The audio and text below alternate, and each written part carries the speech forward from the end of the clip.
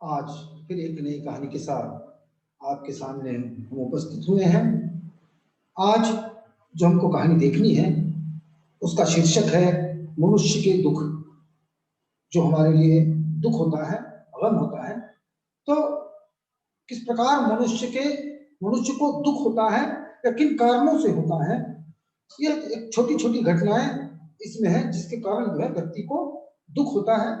इस प्रकार से ये शीर्षक के अंतर्गत ये कहानी लिखी गई है, मनुष्य के दुख। इसको लिखा है गंगाधर गोपाल गाडगिल जी ने। गाडगिल जी का मैं संक्षिप्त परिचय आपके सामने बता दूं कि मूलतः ये प्रसिद्ध अर्थशास्त्री रहे हैं या उसमें ज्यादा इनका परिचय है, प्रमुख परिचय। मराठी नई कहानी आंदोलन में इन्होंने सक्रिय सहभाग लिया है और ये नए कहानी के प्रमुख रचनाकारों में से एक है। इनकी कई कहानी संग्रह अत्यधिक प्रसिद्ध हुए हैं, जिनमें प्रमुख है करू और गोड़, तलवारी दिल चांदनी, उद्ध्वस्त विश्व, नव्या वाटा, कबूतरे, भिरभिरे, काजवा आदि प्रसिद्ध इनके संकलन हैं। जाहिर बात है कि आपका जो पेपर प्रश्न पत्र जो रखा गया है वो प्रादेशिक भाषा साहित्य का है, अर्थात मराठी भाषा के जो कहानियां हैं उसको अनुवादित हिंदी में किया गया है और वो आपके लिए रखा गया है। मैंने सबसे पहले जो हमने पीरियड लिया था उसमें भी मैंने आपको उस किताब को भी बताया हूँ और इस पर काफी हमने चर्चा की है, तो इसको दोबारा से हम और बताना आवश्यक नहीं समझते हैं। तो हम सीधे कहानी को प्रारंभ करेंगे। कहानी का नाम है मनुष्य के दुख, जिसको लिखा है गंगाधर गाडगिल जी ने। इसमें जो प्रमुख पात्र है ये आरंभ में ही आ जाता है। देखिए, मैंने इसके पूर्व कहा था, अभी भी कह रहे हैं हम कि कहानी का नाम, कहानीकार का नाम, इसमें आए हुए पात्र और उन पात्रों का आपस में जो संबंध है इसको आपको लिख कर लेना है। और कहानी किस पर आधारित है, तो किस समस्या पर कहानी आधारित है, ये अगर आप लिख देते हैं और गौर से कहानी सुनते हैं तो शायद आपके लिए जो है ये कथा, जब परीक्षा में सवाल पूछते हैं इस पर, तो एक एक चीजें जो है आपके मन मस्तिष्क में ये खुलने लगती है। तो कहानी हम आरंभ कर देते हैं। वसंत राव बिस्तर पर करवट बदलते रहे। नींद नहीं आ रही थी, पश्चाताप से उनका हृदय दग्ध हो रहा था। मतलब कोई ना कोई चीज का उनको पश्चाताप था। तो पश्चाताप को बोलता जब हम कोई चीज नहीं करते हैं, जबकि हमको करना होती है, तो इसको हम क्या कहते हैं, पश्चाताप कहते हैं। तो उनको नींद नहीं आती, जाहिर बात है जब कोई मन में इस प्रकार का घटनाएं घटित होती है, मन हमारा उसी में लगा होता है, पश्चाताप में होता है कि अरे मुझे ये कार्य करना चाहिए था, मैंने नहीं किया।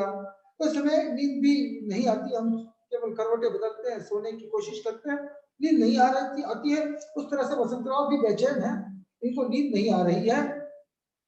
रात को अचानक नींद टूटी और उन्हें याद आया कि माँ जब अंतिम सांसें गिन रही थी तब उन्होंने उनकी ठीक ढंग से सेवा वगैरह नहीं की। अचानक नींद टूट जाती है, ससा थोड़ी सी नींद आती है हल्के से, फिर जाग जाता है आदमी, अरे क्या हुआ।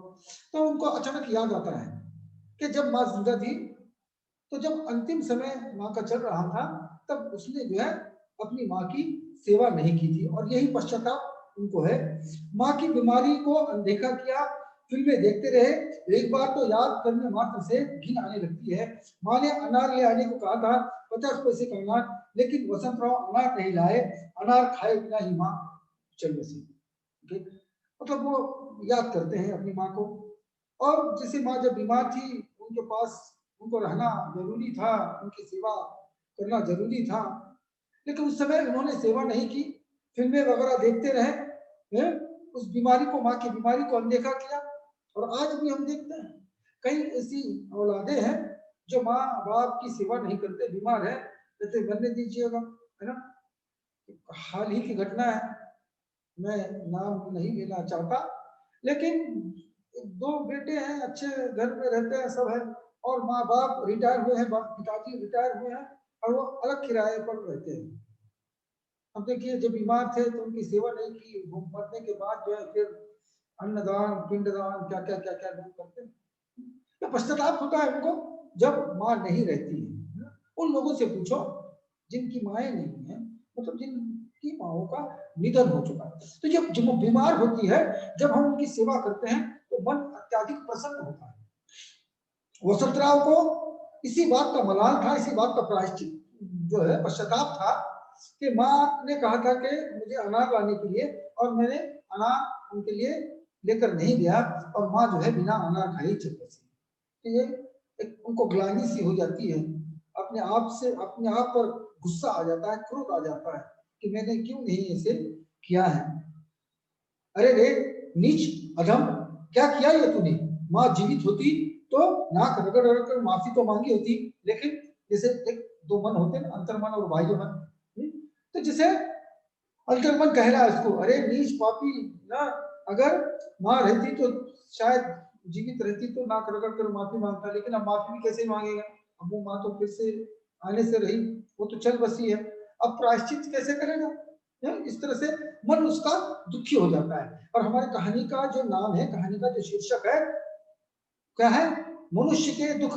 मतलब जैसे मनुष्य को बहुत सारे दुख होते हैं, कभी कभार मनुष्य इतना दुखी हो जाता है जिस घटना को लेकर उतना उसको दुखी होना नहीं चाहिए, लेकिन थोड़ी थोड़ी बात को सोचता है और वह दुखी होने लगता है। एक आदत सी बन जाती है लोगों में। तो उस तरह से वो सोचता है कि अगर माँ रहती तो मैं माफी मांगता, लेकिन अब तो जैसे माँ भी नहीं रही। इससे अधिक दुखी होना वसंतराव के लिए मुमकिन नहीं था। इतने भर से ही उनका शरीर चकराने लगा। उन्होंने पत्नी को जगाया और अपनी अस्वस्थता के बारे में जो है अपनी पत्नी को बताया। उसने उठाया अपनी पत्नी को और कहा कि मुझे जो है काफी बेचैनी वगैरह हो रही है, जैसे माँ नहीं है, उनकी याद आ रही है, आदमी को बेचैनी जैसे हो जाती है। वो अपनी पत्नी को वो कह देता है। सरलाबाई ने कहा, सरलाबाई अर्थात वसंतराव की पत्नी, जिसका नाम यहाँ पर आया है सरलाबाई, मतलब कहानी का नाम है मनुष्य के दुख। इसके रचनाकार है गंगाधर गाडगिल जी, और इसमें जो प्रमुख पात्र है वसंतराव और उनकी पत्नी सरलाबाई। तो सरलाबाई ने कहा पित्त बढ़ गया होगा, पित्त एसिडिटी जिसको हम कहते हैं, तो पित्त बढ़ गया होगा, पिछले दिन 3 दिनों में बहुत दौड़ धूप करनी पड़ी आपको, इससे आप बहुत जागे हैं, दौड़ धूप करनी पड़ी, मेहनत करनी पड़ी, हो सकता है कि आपका पित्त बढ़ गया होगा, आपको एसिडिटी वगैरह हुई होगी। वसंतराव ने बूझी बूझी हंसी के साथ सम्मति से सिर हिलाया। आप क्या? हाँ हाँ हो सकता है, जैसे नींबू का रस देती हूँ, पी लो और चुपचाप पड़े रहो, नींद आ जाएगी। जैसे हमारे घरेलू नुस्खे होते हैं, कहा कि नींबू का रस वगैरह पी लो, एसिडिटी वगैरह तो वो शायद थोड़ा सा अच्छा लगेगा। तो वो भी जैसे बनावटी हंसी हाँ कहते हुए वो हामी भर देता है। अपनी भोली पत्नी का दिल रखने के लिए वसंतराव ने रस पी लिया, और आश्चर्य, इससे उनके दुखों का बोझ कम हुआ और 15 मिनट में ही वो गहरी नींद सो गए। और आश्चर्य की बात है कि जैसे एक साइकोलॉजी होती है, मानसिकता होती है, जैसे आपको कह दिया कि इतना ये ले लो, भले ही पानी है, लेकिन कहा कि ये इसमें ये जो है कुछ डाला गया है, ये पीने से आपको अच्छा लगेगा, तो मानसिकता ऐसी हो जाती है कि ये पीने से मैं अच्छा हो जाऊंगा, और सचमुच ही वैसे होने लगता है। ये साइकोलॉजी का एक पार्ट है, मानस शास्त्र का एक जो है एक हिस्सा है। तो सचमुच ही वसंतराव को नींद आ गई और गहरी नींद में सो गए। अब सुबह जागने पर देर तक वो सोचते रहे कि इतनी जल्दी नींद आई कैसे, मैं तो पश्चाताप की आग में जल रहा था। फिर देखिए फिर सोचना शुरू कर देता है। इसलिए मैं कह रहा हूं, पहले से ही कहता हूं कि ज्यादा भी व्यक्ति को सोचना नहीं चाहिए। ज्यादा विचार अगर मन में है तो व्यक्ति ठीक ढंग से काम नहीं कर सकता, कार्य नहीं कर सकता है, अपने जीवन में सुखी नहीं रह सकता। बहुत सारे विचार हैं, कभी कभार छोटी सी बात को लेकर यार पश्चाताप हो, यार परेशानी है, कब तक लेकर बैठोगे? उसको लेकर तो बैठा नहीं जा सकता। अगर यही सोचते रहोगे तो उसका जीना भी दूभर हो जाता है। उसके जीवन में केवल दुखी दुख उसको दिखाई देगा, सुख बाद में उसको जो है प्राप्त भी नहीं होगा। वो सोचता है मैं कैसे गहरी नींद में सोया, हालांकि मुझे तो इतना अधिक पश्चाताप हो रहा था। तो क्या ये नींबू रस का असर था? नहीं नहीं, ये संभव नहीं है। हद से ज्यादा दुख भी आदमी को सोने के लिए मजबूर कर देता है। देखिए वही कहते हैं, हो सकता है हद से ज्यादा अगर दुख हो जाए आदमी को सोने पर, वह भी मजबूर कर देता है। वसंतराव सोच ही रहे थे कि सरला भाई आ गई। सुबह हो गई थी और वो उठ गए थे और जिससे सोच रहे थे रात के बारे में, उतने में क्या हो गया, उनकी पत्नी सरला भाई आ गई। सुनते हो, निचली मंजिल में रहने वाले एक औरत ने खुदकुशी कर ली। देखिए अभी तक ये सोच रहा था पश्चाताप की बात ये कर, और एक दूसरी घटना आकर जो है उनकी पत्नी इसको कह देती है। सरला भाई कहते अजी हो, सुनते हो क्या हुआ कि निचली मंजिल में ये जो औरत रहती थी ना, उसने खुदकुशी कर ली, उसने आत्महत्या कर ली। क्या? हम सुनते हैं कि किसी ने आत्महत्या तो हमको दुख होता है, एक धक्का सा लग जाता है। तो क्या? हाँ हाँ, परसों वो गणपतराव चल बसे थे ना, उनकी पत्नी ने भी अपनी जान दे दी है। परसों जो मतलब इसके पहले भी और घटना हो गई है। कितना दुख है, पहले ही गणपतराव की जो मृत्यु हो गई थी कुछ दिन पहले ही, उसके पत्नी ने भी क्या किया, खुदकुशी की है, आत्महत्या जो है वो की है। लेकिन गणपतराव से कभी घर वाले परेशान थे, शराब और रस पर सारी कमाई तो ठीक है, लेकिन गणपत से तो सब भी परेशान थे, इनको आत्महत्या करने की क्या जरूरत थी। लेकिन पति थे उसके, है ना, जैसे भी हो, जैसे मैंने कहा भारतीय संस्कृति है, चाहे पति मारता हो, चाहे उसको गालियां देता हो, लेकिन हमारे पास एक त्योहार वर्ष में से एक बार आता है हिंदू संस्कृति में, जिसको वट सावित्री की पूजा करते हैं। करवा चौथ का व्रत रखा जाता है अपने पति के लंबी उम्र की कामना के लिए, चाहे पति कैसा भी हो। और फिर ये देखो वर मांगा जाता है ईश्वर से कि अगले जन्म में क्या 7 जन्मों तक मुझे यही पति मिले। पता नहीं मतलब किस प्रकार की विडंबना है, किस तरह से ये जो है भारतीय स्त्री किस सांचे में ढली हुई है। तो यार कैसा भी हो, पति था ना उसका, ये बात तो उतनी ही सच है। ओह, वसंतराव ने तय किया कि अब दुखी नहीं होंगे, नहीं तो अपने हाथों से भी दुख में खुदकुशी हो जाएगी। फिर आदमी, मैंने कहा कि जिससे घटना होती है आदमी उसी प्रकार से विचार करने लगता है। तो वसंतराव ने यह तय कर लिया कि क्या है कि आप जो है वह दुखी नहीं होंगे, हाँ, वरना क्या है कि मुझे भी खुदकुशी करनी पड़ेगी। तो नहीं, अब मैं जो है, अब मैं किसी छोटी छोटी बात से भी दुखी नहीं हो जाऊंगा, वरना तो मुझे भी एक न एक दिन खुदकुशी करनी पड़ेगी। इस आकस्मिक अजीब डर से वसंतराव सुबह से खुश रहने के प्रयास में लग गए। अब फिर सोचा, मन ही मन प्रण कर लिया कि अब मैं दुखी नहीं रहूंगा, है ना। छोटी छोटी बातों में मन लगाने लगे और खुश दिखाने का ये प्रयास करने लगे। देखिए आदमी जो है झूठ मूठ का प्रयास कर सकता है, लेकिन वास्तविकता उसमें नहीं आती। कहते कैसे अच्छे हंसना, हंसना ठीक है, मगर जो बनावटी हंसी है, बनावटी खुशी है, बनावटी दुख है, ये स्पष्ट रूप से अभिव्यक्त हो जाता है। हम सोचते हैं, प्रण कर लेते हैं कि नहीं अब मैं जो है दुखी नहीं रहूंगा, दुखी नहीं होऊंगा, है ना। उस तरह से वसंतराव ने तय कर लिया कि अब मैं जो है दुखी नहीं रहूंगा, और जो है सुबह से जो है खुश रहने का प्रयास करने लगे, चाहे कुछ भी हो जाए। अब मैं किसी पर क्रोध नहीं करूंगा, गुस्सा नहीं करूंगा, मन को अपने काबू में रखूंगा, शांत रखूंगा, है ना, और हंस खेल कर जो है सबके साथ व्यवहार करूंगा, रहूंगा। इस प्रकार से वो सोचने लगे। उतने में क्या हो गया कि 8 बजे तक वो सोचकर उन्होंने अपने आप को पूरी तरह से तैयार कर लिया था कि आज का पूरा दिन वो मस्ती में गुजारेंगे। वो सोचते हैं कि आज का दिन जो है पूरा मस्ती में गुजारेंगे, कोई दुख की बात नहीं होगी, कोई जो है हम किसी से गुस्सा नहीं करेंगे, क्रोध नहीं करेंगे, ये आदमी सोचता है। लेकिन आदमी सोचता है, तुरंत कर लेता है, लेकिन वास्तविकता पे आ ही जाता है ना। सोचता बहुत कुछ है कि नहीं अब ये नहीं करूंगा, ये करूंगा, ये नहीं करूंगा, लेकिन जब उस पर चलने की बात आती है तो वो सब कुछ चीजें वो भूल जाता है। कहते आज से नहीं, मैं कल से करूंगा, है ना। और कल जो है कभी भी आता नहीं है, ये बात ध्यान में रखिए। कल जो करना है वो हमको आज करना है, आज जो करना है वो उसको अब करना है, तब जाकर जो है हम अच्छे मार्ग पर चल सकते हैं, हम खुश रह सकते हैं, हम सुखी और समाधानी रह सकते हैं। लेकिन अगर जब हमने कहा कि आज नहीं हम कल करेंगे, तो कल मित्रों कभी भी आता नहीं है। जब कल आता है वो कल परसों में तब्दील हो जाता है, और वो कल कल कल होते हुए आगे आगे बढ़ता जाता है। जैसे आकाश कहीं टिका हुआ हमको नजर आता है, हम देखने के लिए दौड़ते हैं, आगे बढ़ते हैं, तो हमको जो है लगता है कि आकाश और आगे है, और आगे है। हम थके जाते हैं, हम चले जाते हैं, लेकिन आकाश हमको जो है कहीं पर भी टिका हुआ नजर नहीं आता है, वो हमको छल करता है, भ्रम में जाता है। वैसे कल कभी भी आता नहीं है, लेकिन वो सोचते हैं कि आज जो है पूरा दिन मस्ती में गुजारेंगे।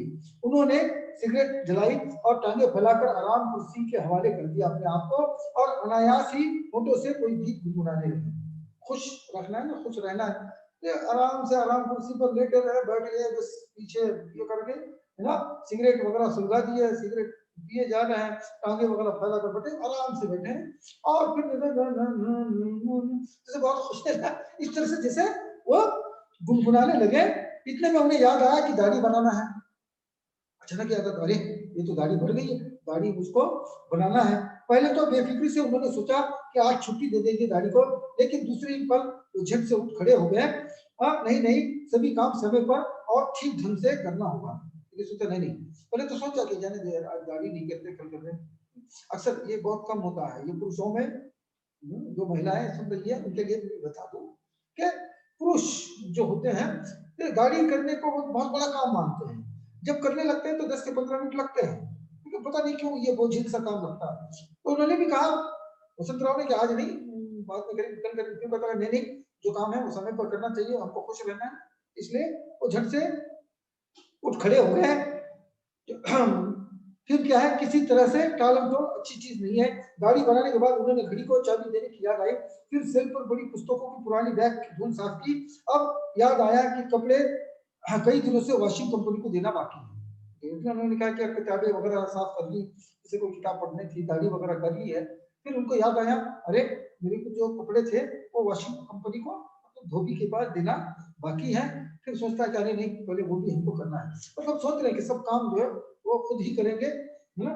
इसी में अपने आप को व्यस्त रखेंगे, खुश रहेंगे, खुशहाल जीवन जिएंगे, खुशहाल पारिवारिक जीवन जिएंगे, खुश रहेंगे, किसी भी चीज से दुखी नहीं होंगे। वे बाहर जाने के लिए निकले ही थे, कपड़े लेकर जो है वो वॉशिंग कंपनी में जाने को बाहर ही निकले थे। तो उतने में सरलाबाई ने आवाज दी। और होता अक्सर यही है कि पुरुष व्यक्ति चिढ़ जाता है जब घर के बाहर जाता है और कोई कोई मतलब उसकी धर्म पत्नी पीछे से आवाज देती है, अजी सुनते हो? तो यार बाहर में जा रहा हूँ। एक मान्यता है कि कुछ काम नहीं होता है जब बाहर जाता है, कोई टूटता है पीछे से। ये हमारी मान्यता है, इससे कुछ होता नहीं है। आपको सच मानना नहीं है, लेकिन लेकिन ये परंपरा से, रूढ़ी और परंपरा से चलता आया। वो जैसे ही बाहर निकले, उनकी पत्नी ने आवाज दी, अजी सुनते हो? बाहर जा ही रहे हो तो मेरा एक काम ही कर दो। अरे तुम बाहर ही जा रहे हो ना, मेरा भी एक छोटा सा काम था, जरा सी हरी मिर्च, धनिया, गरम मसाले की पुड़िया और फूल लेते आना।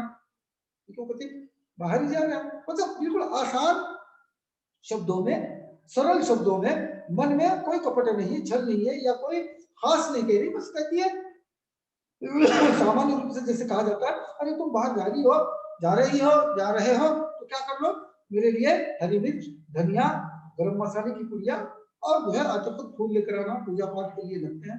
वसंतराव झल्ला गए, वसंतराव चिढ़ गए। जैसे मैंने कहा पहले कि मैं जा रहा हूँ, तो तभी पूछा, पहले ही कह देता है, तो वो चिढ़ जाते हैं। हो गई तुम्हारी तीमारदारी शुरू, हो गया तुम्हारे काम शुरू, है ना।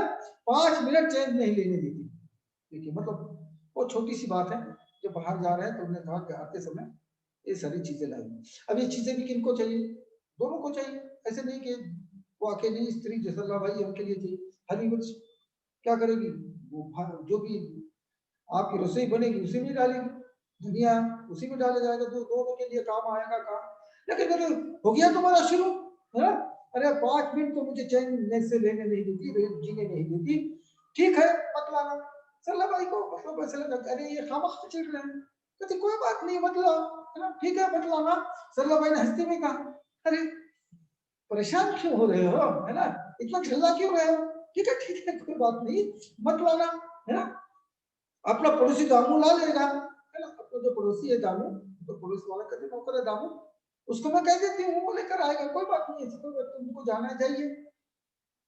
क्यों दामू क्यों लाएगा? फिर देखिए फिर उस पर भी चिढ़ता, दामू क्यों लाएगा, है ना। हाँ सल्ला भाई ने हंसते हुए कहा था, लेकिन वो चिढ़ जाता है, दामू दामू क्यों लाएगा? हाँ इतने काम के लिए दामू की क्या जरूरत है, इतना सा छोटा काम है। देखिए इधर से भी कहता है, उधर से, इतने छोटे काम के लिए। वसंतराव को गुस्सा आ गया और वह मिर्च धनिया और फूल लाने बाहर चले गए।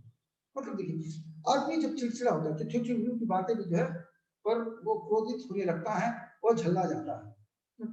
तो उसी का एक उदाहरण है कि जैसे सरनामा ने कहा, केवल ये धनिया मिर्च वगैरह लेकर आना, मतलब छो गया शो तुम्हारा। फिर वो कहती कोई बात नहीं, मैं दामू से कह दूँ। क्यों दामू क्यों लाया, मतलब मैं क्या मर गया हूँ क्या, मैं लेकर आ सकता हूँ। गुस्से में वो बाहर चले गए। फूल बेचने वाला बूढ़ा माली बार बार पैसे गिन रहा था। देखिए अब फूल जो बेचता है माली, वो बार बार अपने पैसे वगैरह गिन रहा था और सिर हिलाकर गालियां दे रहा था। पता नहीं किसको, शायद उसका कुछ पर्सनल अपना वैयक्तिक कुछ होगा, तो अपनी मन जैसे गालियां वगैरह दे रहा था। वसंतराव ने उसके बेटे को पूछा, क्यों रे क्या हुआ, क्यों गालियां बक रहा है तुम्हारा बेटा। उसके बेटा भी बाजू में बैठा था, कहीं अरे क्यों गालियां दे रहे हैं तुम्हारे बेटा, क्या बात है। बेटे ने हंसते हुए कहा, कुछ नहीं साहब, बूढ़े का सिर फिर गया है, उसे हरदम लगता है कि कोई नजर बचाकर संदूक से पैसे ले उठता है। कहता, अरे कुछ नहीं साहब, मेरे पिताजी को, मेरे बूढ़े को लगता है कि संदूक से कोई पैसे चुराता है, हालांकि कौन लेगा, कुछ नहीं, लेकिन जिसे इनको लगता है, जैसे बूढ़ा हो गया आदमी तो थोड़ा सा उसकी सोच में भी परिवर्तन आ जाता है, तो इसलिए जो है ये गालियां वगैरह दे रहा है। वसंतराव परेशान हो गए, वो सोचने लगे अपनी जेब में कितने पैसे बचे हैं, लेकिन उससे गिनने का साहस वे कर नहीं पाए। इससे उन्होंने भी सोचा, अरे कहीं मुझसे भी तो ये ऐसा हादसा नहीं होगा कि अपने जेब में कितने पैसे हैं, पूरे है क्या, क्या कोई किसी ने चुराए हैं। क्या मतलब घटना क्या हो गई कि बूढ़ा जो है गालियां दे रहा है, मनी मन पैसे गिन रहा है, उसका यह वहम है, उसका यह भ्रम है कि कोई संदूक से पैसे चुराना है। ये बात वो अपने आप पर ले रहे हैं वसंतराव और कहते हैं यार हो सकता है मेरे भी पैसे कोई चुराता होगा, है ना, कितने पैसे हैं, लेकिन उनको साहस नहीं हुआ कि बाहर निकले और उन पैसे को गिने।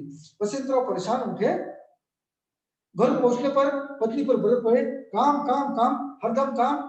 क्योंकि बाहर का जो गुस्सा था वो किसी और पर निकालते हैं, किसी और पर मतलब बीवी बच्चों पे ही निकालते हैं। कहते हैं कि हर एलो फूल वगैरह जैसे पटक दिया जाता है ना, और हर समय तुम काम काम काम ही जो है मुझे करने के लिए कहते हैं, एक मिनट की फुर्सत नहीं। फिर उन्होंने अपने आप को संभाला, सोचा नहाना चाहिए, नहाने में के बाद मन जो है प्रसन्न होगा, एक नए विचार वगैरह जो है वो आ जाएंगे।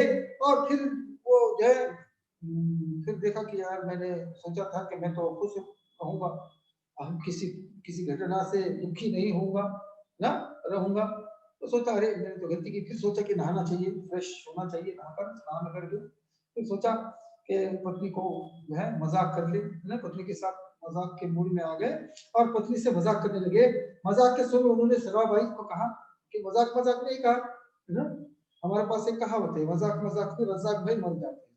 तो उस तरह से मजाक नहीं कर दिया, क्योंकि मजाक एक किसी हद तक, किसी सीमा तक ये ठीक होता है, लेकिन अगर वो मजाक से किसी का दिल आहत होता है, किसी का मन क्रोधित होता है, तो मजाक काफी भयानक रूप ले लेता है, बहुत बड़ा झगड़ा जो है उससे हो जाता है।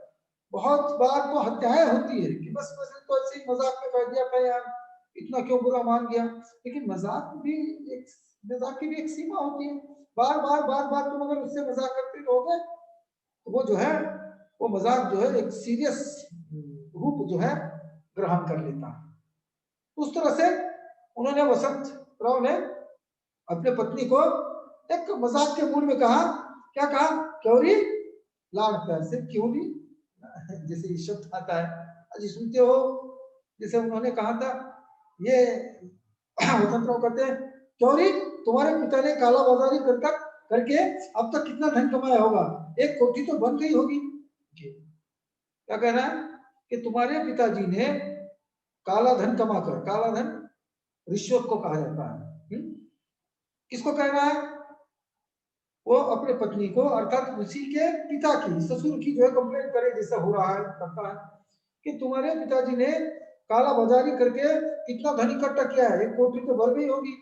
हालांकि देखिए किसी भी स्त्री को उसके मायके के बारे में अगर बात करते हैं, बुरा भला कहा जाता है, वो बर्दाश्त नहीं कर लेगी, वो बर्दाश्त सह ही नहीं सकती है। अगर आप देखिए, आप चाहे दूसरे उसके पति को कुछ कहिए, बेटे को कहिए, दूसरे को किसी को भी कुछ कहिए, वो ज्यादा इतना सीरियस नहीं होगी। लेकिन यदि उसके खानदान की बात करते हो कि ये बुरा है, तुम्हारे जो भाई ने ऐसे किया, तुम्हारे पिता क्या क्या काम के हैं, तुम्हारी माता ऐसी है, बहनें ऐसी, वो बर्दाश्त नहीं कर सकती है, वो कतई भी बर्दाश्त वो नहीं कर सकती है। और जबकि वसंतराव ने तो सीधा सीधा आरोप लगाया, एक अच्छी चीज है कि क्यों नहीं, तुम्हारे पिता ने तो काला बाजारी करके जो धन इकट्ठा किया उससे तो एक कोठरी बनी गई होगी, है ना, मतलब एक जैसे कमरा बन गया होगा। मुझे नहीं पता। सरला भाई को थोड़ा सा गुस्सा आया, हालांकि हमने अब तक देखा सरला भाई को क्रोध या गुस्सा नहीं आया, वो भी कहती जैसे मुझे नहीं पता, है ना, थोड़ा स्वर में जो है कठोरता थी, एक गुस्सा या क्रोधपन था। बूढ़े ने कपड़ों के व्यापार में इतना मुनाफा कमाया लेकिन अपने दामाद को कुछ भी देने का मन नहीं हुआ, कंजूस कहीं का। देखिए, और मजाक में ये बात कह देता है, जबकि पहली बात पर सरला भाई को गुस्सा आया, लेकिन फिर उसमें और ये जोड़ देता है कि बूढ़े ने कपड़ों में काफी जो है मुनाफा कमाया, है ना, लेकिन दामाद को कुछ भी देने का मन नहीं हुआ, कंजूस कहीं का, है ना, चिकट है, कंजूस है। अब तो ये तो बहुत ज्यादा हो गया, है ना। दामाद की जितनी खातिर करनी थी कर चुके, वो भी सरला भाई भी कहाँ खामोश होगी। जैसे मैंने पहले ही कहा कि माता पिता की बात किसी के पत्नी के सामने करनी नहीं चाहिए, और बुराई तो बिल्कुल भी करनी नहीं चाहिए। एक झूठी क्यों हो प्रशंसा कर लीजिएगा, आप कुछ रहेंगे। मैं क्या कह रहा हूँ कि झूठी प्रशंसा कर लीजिए उसके माँ बाप के प्रति, उनके भाइयों के बहनों के प्रति, तो खुश रहेगी, है ना। आपको जो है जो आपकी पसंद की चीजें वो बनाकर आपको खिलाएगी। लेकिन जब उनके माता पिता को ही बुरा कह दे रहे हैं, कहा जा रहा है, मैं तो कहूंगा अच्छी चीज तो छोड़ दीजिए, पकवान का तो बात ही नहीं है, वो खाना ही नहीं बनाएगी, वो रसोई ही नहीं बनाती है ना। तो उसने कहा कि दामाद को, अरे दामाद को जितनी खातिर करनी चाहिए थी उतनी वो कर चुके। सरला भाई ने अपने ऊपर फिर भी थोड़ा सा काबू रखा, लेकिन बुरा तो लगा अंदर से, अंदर के मन को काफी बुरा लगा, लेकिन फिर भी उसने कह दिया कि जितनी करनी थी सेवा या खातिर उतनी उन्होंने कर ली। खातिर की, क्या खातिर की, हाँ, क्या कभी रेडियो दिया है क्या मोटरसाइकिल। देखिए बात कहां से निकली थी, फ्रेश मूड में मजाक करने के लिए, और बात कहां तक जा रही है, ये बहुत अधिक बात सीरियस हो रही है। पता तो क्या खातिर की, कभी रेडियो दिया, हाँ, या कभी मोटरसाइकिल दी, मतलब उस जमाने में थोड़ा पहले इसके लिए बहुत जैसे कीमती कहा जाता था कि दामाद को उन्होंने रेडियो दिया, दामाद को उन्होंने मोटरसाइकिल दी। आज के जमाने में तो हर चीज दी जाती है, हम देखते हैं थोड़ा सा अगर कोई रिश्ता बड़ा होता है तो 4 व्हीलर वगैरह भी दी जाती है, कारें मोटरें दी जाती है। तो कहता कि क्या दिया, क्या कभी रेडियो दिया या मोटरसाइकिल दिया है। मैं क्या कहूँ, बात से बात बढ़ जाएगी, लेकिन वो कहती कि देखिए मैं क्या कहूँ इस पर, ना, मैं कुछ नहीं कहती, देखो ये बात यहीं पर रहने दो, बंद कर दो, वरना बात से बात बढ़ेगी। और सतराव को भी गुस्सा आया कि उसकी पत्नी उसके सामने बोल रही है तो बात बढ़ेगी, है ना। पत्नी ने इस ठंडे बर्ताव पर उन्हें कोफ्त होने लगी, क्योंकि इसी के बल पर जीता जीत हमेशा उसी की हो जाती है। मनुष्य का अनैतिक प्राणी है कि दूसरे की नैतिक जीत पर भी वो जो है खुश नहीं हो पाता। और इतना कहकर सरला भाई खामोश हो गई, ये बोलते रहा लेकिन वो खामोश हो गई। यहाँ पर जीत तो सरला भाई की हो गई, है ना। ये जितना बोलेगा वो कुछ भी बोल नहीं रही है। होता भी यही है कि आप कितना कितना गुस्सा करते हो उस पर, और सामने वाला कुछ भी इसकी प्रतिक्रिया नहीं देता है, खामोश हो जाता है। या आदमी बड़बड़ करता है, गुस्सा करता करता करता करता है और फिर शांत हो जाता है। अंत में जीत जो है वो जो खामोश रहता है, वो जो शांत रहता है, उसी की हो जाती है। यहाँ पर भी हमेशा की तरह जीत सरला भाई की हो गई। इसको काफी इसमें भी गुस्सा आया। वसंतराव ने चिल्लाकर कहा, बढ़ने दो बात, है ना, होने दो, आज क्या होता है, कितनी बात बढ़ती है, बढ़ने दो, बोलो बोलो बोलो ना कि तुम्हारे पिता की सिफारिश से ही मुझे नौकरी मिल गई है। इसीलिए वो कहती थी देखिए यहीं पर रुक जाओ, वरना बात आगे बढ़ेगी तो काफी मुश्किल हो जाएगी। मतलब उसके पास भी कुछ बातें थी, सरला भाई के पास भी, जो इसके लिए किया था वसंतराव के लिए, उसके पिता ने जो जो चीज की थी, है ना, उसमें कौन सी चीज थी कि इसके पिताजी के सिफारिश से ही वसंतराव को नौकरी मिली थी, है ना। तो वो भी निकालती है, वो मुझे कहती नहीं है, केवल कहती कि बात बढ़ेगी। हाँ हाँ मालूम मालूम मुझे, तुम वही कहोगी ना, हाँ बोलो बोलो बोलो ना कि तुम्हारे पिताजी की सिफारिश से ही मुझे नौकरी मिल गई, यही बोलना चाहती है ना, तो बोल दो। जितना मुझे नीचा दिखाना चाहती हो दिखाओ, मुझे अब किसी चीज की फिक्र नहीं, नौकरी की भी परवाह नहीं है और तुम्हारी भी नहीं। तुम अपने बाप के पास चले जाओ और मैं भी अपना चला जाऊंगा कहीं। अपमान का दुख वसुंधरा के भीतर ही तक चलता रहा, उनका गला भरा है।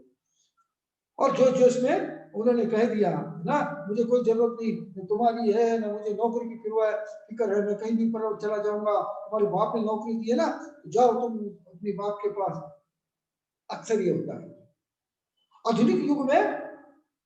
ये बहुत से जैसे घिसे पिटे जिसको हम कहते हैं संवाद है, डायलॉग है ना।